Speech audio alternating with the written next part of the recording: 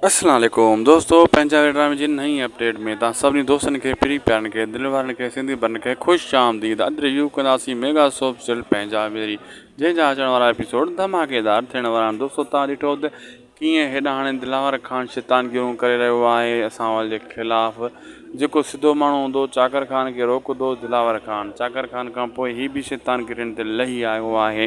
हुन सांवल बि पंहिंजा हक़ जा फ़ैसिला करण जे लाइ तयारु आहे, पर हुनजो सौटु किनो इहो हैदर किनो इहो जेको आहे ॻाल्हाइण जेके नथो अचे, इहो वरी आकड़ कीअं करे थो। मूंखे दिलि चए थी त मूंखे ॾे न इहो हथ में त मां इनखे वाहे ॿ टे ठौंशा कढां।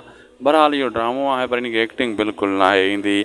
वरी दोस्तों, तव्हां ॾिठो इहो त अकबर ख़ान जी जेका धीउ कोमल सां चाकर ख़ान जो केॾो इश्क हले थो, वॾो मथो मथे ते इश्क हले थो, ज़बरदस्त इश्क हले थो। उनखे पंहिंजी घरवारी विसरी वई आहे, जेका नौजवान यंग पोयां वेठी आहे, पोइ उनखे उहा बि विसरी वई आहे। इश्क जे नशे में एॾो चूर थी वियो आहे। पर अजीब ॻाल्हि आहे, अजीब कहाणी आहे। दोस्तों, तव्हांखे कहाणी कीअं लॻी त ज़रूरु कमेंट सेक्शन में कमेंट लिखी करे ॿुधाईंदा। अगरि अपडेट सुठी लॻी त हिन वीडियो खे लाइक कंदा।